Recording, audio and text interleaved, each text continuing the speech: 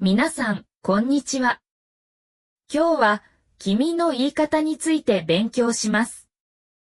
日本語を楽しみながら勉強してください。接続。動詞ます系。君だ。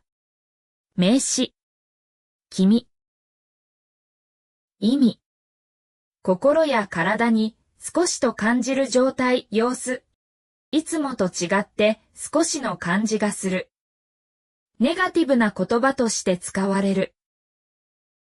例。1、風邪をひき気味だ。少し風邪をひいていると感じる状態。2、太り気味なので運動を始めた。少し太ったと感じている状態。3、元気がないみたいだけど、どうしたの？ここのところ疲れ気味なんだ。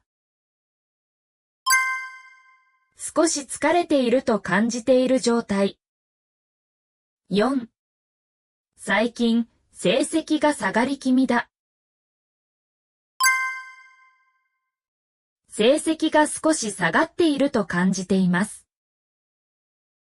5、台風のせいで野菜の値段が上がり気味だ。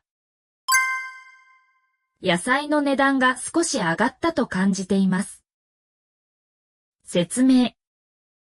君は少しと感じる状態という意味の文型です。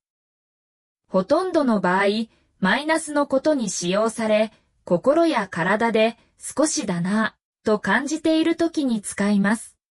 N2 の文法です。君の代わりに、よりフォーマルで専門的な文章で、少しと感じる状態の感覚を表現する方法を以下に示します。感じ、調子、雰囲気、気配。例。